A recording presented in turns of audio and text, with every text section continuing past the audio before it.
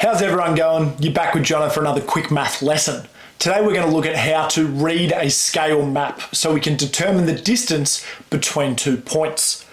Obviously this is a skill that's not as kind of widely used now with Google Maps and things like that, but it is something that is really important that could help you out in a big way at some point.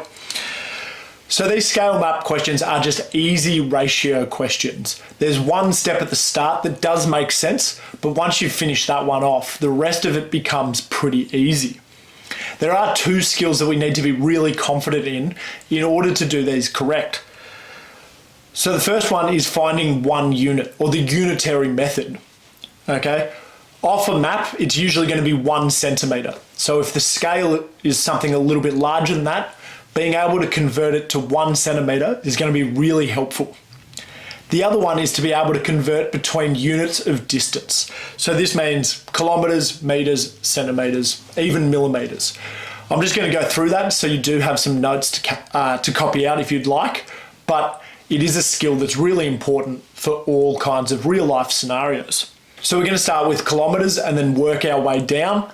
We're going to see that to come back up or to convert the other way is just the opposite operation. So if I want to turn 1 kilometer into meters, so kilometers to meters down here, all I have to do is multiply my distance by 1,000. We know that there's 1,000 meters in a kilometer. So if I said, how many meters in 2.5 kilometers, all you'd have to do is 2.5 multiplied by 1,000. To turn meters into centimeters, it's the same process, except instead of 1,000, there's 100 centimeters per meter. So we just have to multiply by 100. For this last one, centimeters into millimeters, we just times by 10. So it is quite a nice, easy pattern where we go 1,000, take a 0 off for 100, take a 0 off for 10. It's why the metric system is awesome. So if we're going to go the other way, to turn millimeters into centimeters, instead of multiplying by 10, we just have to divide by 10. To turn centimeters into meters, we divide by 100.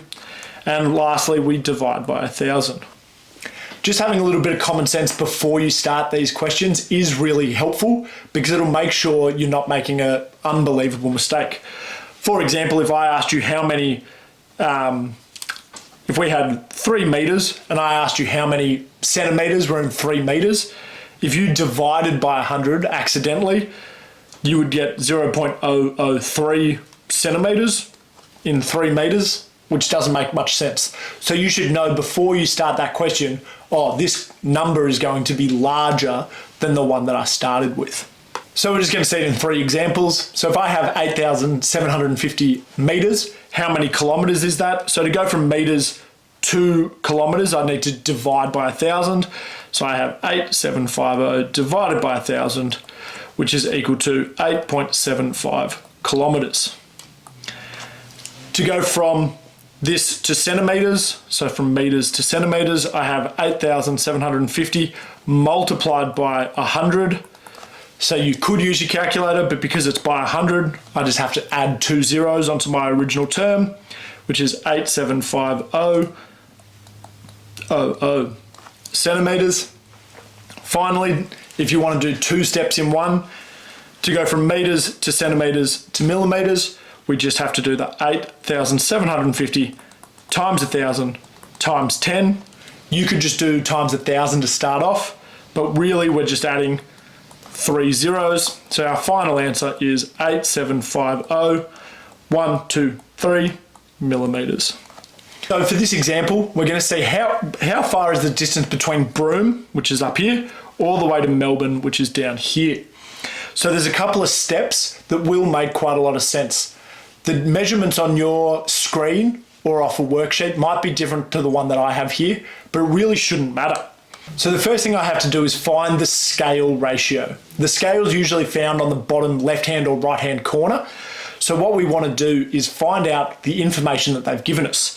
So from here, I've got 0 to 500 kilometers on the thing, and I want you to measure that distance.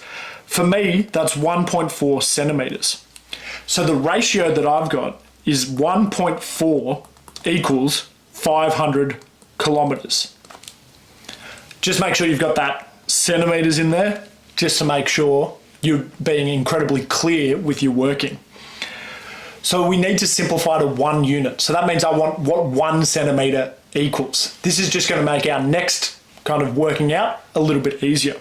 So to turn 1.4 centimeters into 1 centimeters, I have to divide by 1.4, which means I have to do that to both sides.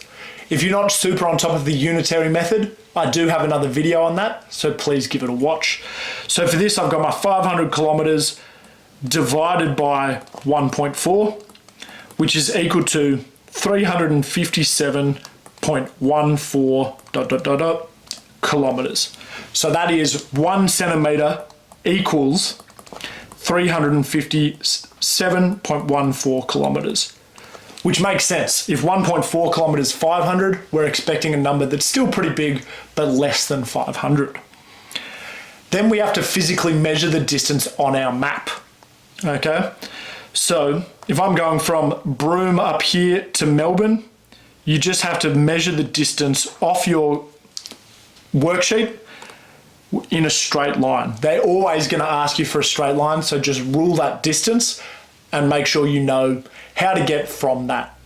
I would just use the 0 end of the ruler just to make sure you can't make any mistakes. Off my screen here, that distance is about 9.6 centimeters. Yours might be different. The answer is going to be the same because your scale will be different as well. So if this is 9.6 centimeters, to work out the actual distance between these two towns, I use the 375.14, which is 1 centimeter, and I multiply that by 9.6 centimeters because that's the distance off my screen. And if I throw that into my calculator, my answer is 3,428.57 kilometers. I've just got there written ants. It is easier if you don't simplify your distance, if you don't round those decimals. If you keep it in your calculator as ants and then multiply by 9.6, it'll give you the most correct answer. So I hope you found that all right. There are a couple of worksheets in the description.